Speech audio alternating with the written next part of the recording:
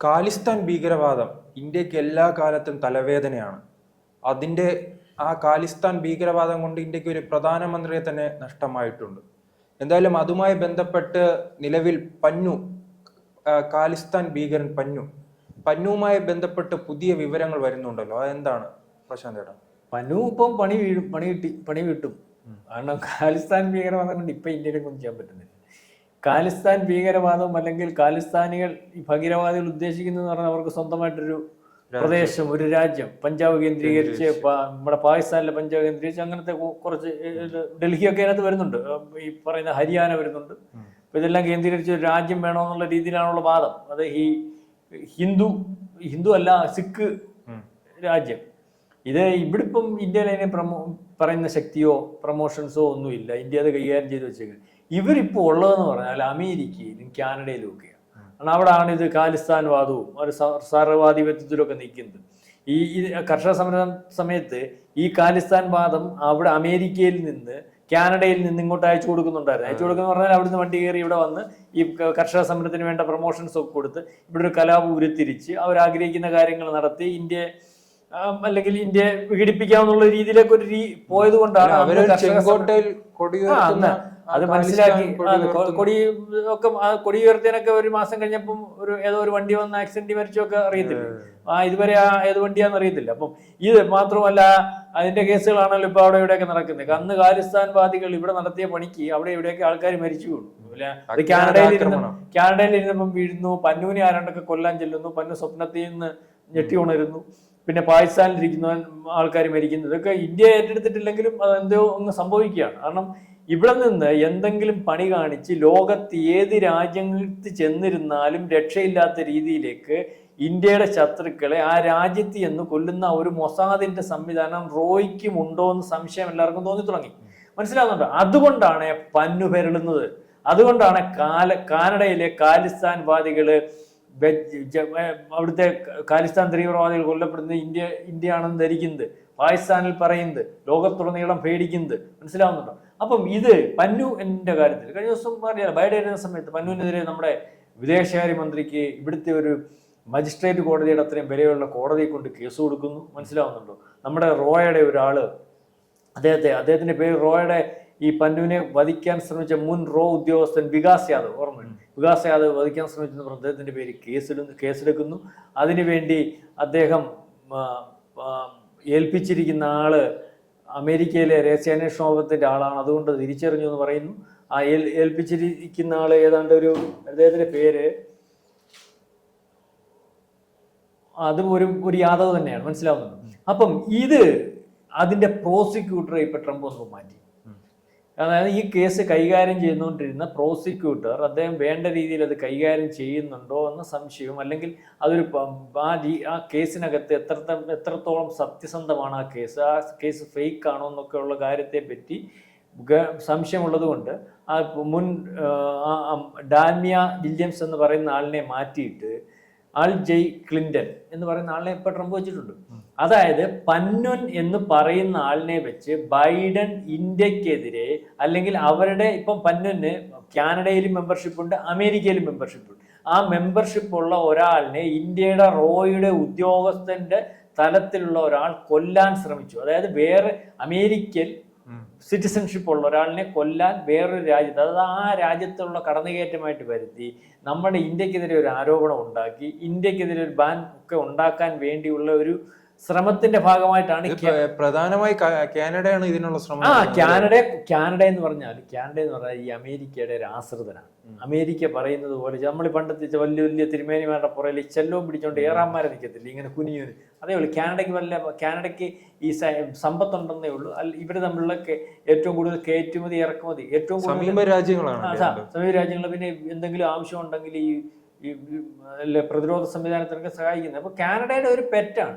പക്ഷെ ഈ ട്രൂഡോ എന്ന് പറയുന്ന ആളിന് പണ്ടും ട്രംപിന് കണ്ടുകൂടാ, ഇപ്പോഴും കണ്ടുകൂടാ. മനസ്സിലായി? ഇതെല്ലാം ഈ ട്രൂഡോ അല്ലെങ്കിൽ ബൈഡൻ, ഇതെല്ലാം ഈ ഡെമോക്രാറ്റ്സ് ആ സംവിധാനത്തിലേക്ക് ചിന്തിച്ച്, അല്ലെങ്കിൽ ആ ഒരു പാർട്ടി ഇടതുപക്ഷ ആ ചിന്താഗതിയിലും ആ രീതിയിലേക്കും പോകുന്നവരുതാണ്.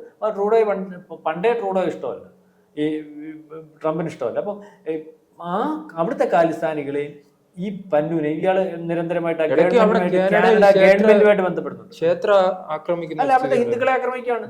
നരേന്ദ്രമോദിയോടും ഇന്ത്യയോടുമുള്ള വൈരാഗ്യത്തിന് അവിടെ സിറ്റിസൺഷിപ്പ് ഉള്ള ഹിന്ദുക്കളെ ആക്രമിക്കുകയാണ് കാനഡയിൽ. അത് അമേരിക്കയിലും അതിനുള്ള സൗകര്യങ്ങൾ ഒരുക്കി കൊടുക്കുകയാണ്. ഈ പന്നു എന്ന് പറയുന്ന ആള് വളരെ ഈ അടുത്ത സമയത്തും നരേന്ദ്രമോദിയും നമ്മുടെ മന്ത്രിമാരെയൊക്കെ വധിക്കുമെന്ന് പറഞ്ഞു. മാത്രമല്ല നമ്മുടെ പതാകകളെ അവമാനിക്കുന്നവർക്ക് വേണ്ട ഫണ്ട് കൊടുക്കാമെന്ന് പറയുന്നു. അത് UAP ഇയാൾക്കെതിരെ ചുമത്തിയിട്ടുണ്ട്. 2022 ഇയാളുടെ ഈ സംഘടന ജസ്റ്റിസ് സിഖ് ഫോർ ജസ്റ്റിസ് എന്ന് പറയുന്ന സംഘടന ഉണ്ടാക്കി. അത് നമ്മൾ ഇതിനകത്ത് ബാൻ ചെയ്തിട്ടുണ്ട്. ഈ പന്നു എന്ന് പറയുന്നവരെ നമ്മൾ ഭീകരവാദി ലിസ്റ്റിൽ പെടുത്തിയിട്ടുണ്ട്. അപ്പൊ ഇയാളെ തിരിച്ച് വേണമെന്ന് നമ്മൾ അമേരിക്ക അടുത്ത് പലവട്ടം പറഞ്ഞിട്ടുണ്ട്. അപ്പം അതിനെ തരത്തില്ല. ഈ പന്നുവിനെ വെച്ചും ഈ കാനഡയിലും അല്ലെങ്കിൽ വിഘടനവാദികൾ ഈ പറയുന്ന ഖാലിസ്ഥാൻവാദികളെ നൂറ്റാണ്ടുകൾ കൊണ്ട് കാനഡയിലുണ്ട്. 100 കൊല്ലത്തിനപ്പുറം പഴക്കമുണ്ട്. അവിടുത്തെ വലിയ സമ്പന്നര. അവിടുത്തെ ഇപ്പം 10-25 MP-മാരുണ്ട്.